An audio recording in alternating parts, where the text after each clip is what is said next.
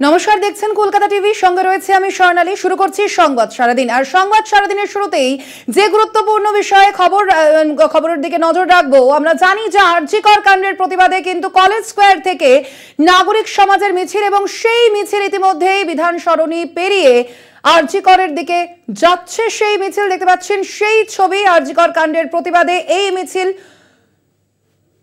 সেই মিছিলে গাড়ি নিয়ে হাজির হয়েছেন উবেরের এক মহিলা চালক। আপনাদের জানিয়ে রাখি, কলেজ স্কোয়ারে নাগরিক সমাজের মিছিল, এবং সেই মিছিল ইতিমধ্যেই এগিয়ে যাচ্ছে বিধান সরণি হয়ে আরজি করের দিকে।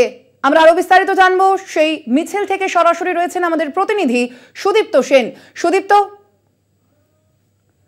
আমরা দেখতে পাচ্ছি যে আরজি কর কাণ্ডের প্রতিবাদে কিন্তু রাজ্য জুড়ে প্রতিবাদ মিছিলের যে ছবি উঠে আসছে, এবং আজ যেমনটা আমরা জানতে পারছি যে কলেজ স্কোয়ার থেকে কিন্তু ইতিমধ্যেই নাগরিক সমাজ মিছিল বের করেছেন।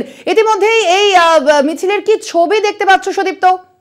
এবং এই মুহূর্তে 9 আগস্টের পর একটা প্রশ্ন উল্লেখযোগ্য যে বাংলায় নিরাপত্তা কতটা, তিনি কি বলছেন চলুন শুনবো তার থেকেই। আপনি মহিলা চালক, কখন বেরোন বাড়ি থেকে? নমস্কার, আমি মানসী মৃধা।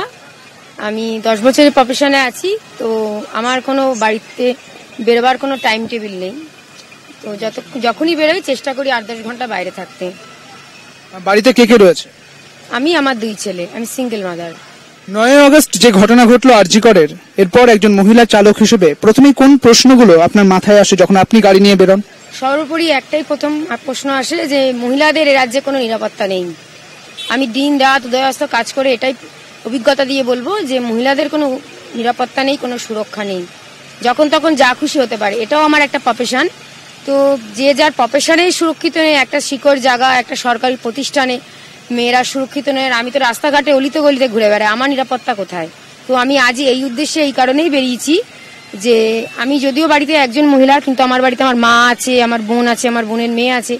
সর্বোপরি সমাজে প্রতিটি মহিলারা আছে, নিরাপত্তা নেই। তো সবার জন্য, সমাজের জন্য, সমাজের ভালো হোক সেই উদ্দেশ্যে, এবং যে মেয়েটির প্রতি অত্যাচার হয়েছে তার সুবিচারক, সেই জন্যই পথে নামা। যে ঘটনা ঘটেছিল 9 আগস্ট, যে আরজি করের 4তলা সেমিনার হল থেকে, অর্থাৎ বদ্ধ ঘর, সেই ঘর থেকেই তার দেহ উদ্ধার হয়। আপনাকে কিন্তু রাস্তায় বেরোতে হয়, একটা বদ্ধ গাড়ি। সেক্ষেত্রে কাস্টমার কিরকম হবেন আপনি জানেন না। সেক্ষেত্রে আপনার কোনো কিছু আশঙ্কা হয়, ভয় হয়? হ্যাঁ, একটু সন্দেহ হয়ে গেলে বেশিরভাগ মদমাতাল্লা ওঠে। আমি যে প্রফেশন নিয়েছি এখানে তো এরকম ব্যাপার নেই যে মহিলারাই হবে। ও গাড়ি বার করার সময় অনেক ডায়লগ সবাই দিয়েছিল। আমাদের প্রশাসন, আমাদের রাজ্য, যখন এই গাড়ি লঞ্চ হয় পিঙ্কটাস্কি, যে মহিলায় পরিচালিত ড্রাইভার হবে এবং মহিলারই প্যাসেঞ্জার হবে, সেটা ভুল কথা। তার গাড়িটা বার করে গাছে তুলে মই কেড়ে নিয়েছে, এবং আমাদের প্রচুর লড়াই করে বাঁচতে হচ্ছে। তো যাও তো ছেলে মেয়ে নির্বিশেষে আমাদেরকে প্যাসেঞ্জার নিতে হয়। তো পুরুষদের একটু ভয় থাকে, সন্ধ্যের পর সে বয়স্ক হোক বাচ্চা হোক মদ খায় এবং নানা রকম প্রশ্ন করতে থাকে।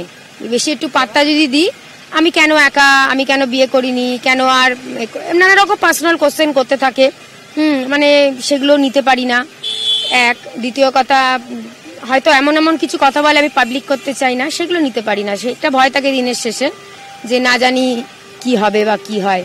তাদের মন মতের উত্তর না দিলে যদি তারা খারাপ ব্যবহার করে। এই নাগরিক সমাজের আজ মিছিলে আপনি বেরিয়েছেন গাড়ি নিয়ে, কি দাবি থাকবে আপনার? এই রাজ্যে প্রতিটি মেয়ে ঘরে এবং বাইরে সুরক্ষা পাক, সুরক্ষিত থাকুক, সেফ থাকুক, এটাই আমি চাইবো। স্বর্ণালী, তুমি শুনলে যে মানসী মৃধা এই গাড়ির চালক, তিনি বলছেন যে এই সমাজে, এই রাজ্যে যেন প্রতিটি মেয়ে সুরক্ষিত হোক, প্রতিটি মেয়ে যেন সুরক্ষা পাক, এটাই তার আর্জি থাকবে। ক্যামেরায় মনোজেশের সঙ্গে সুদীপ্ত।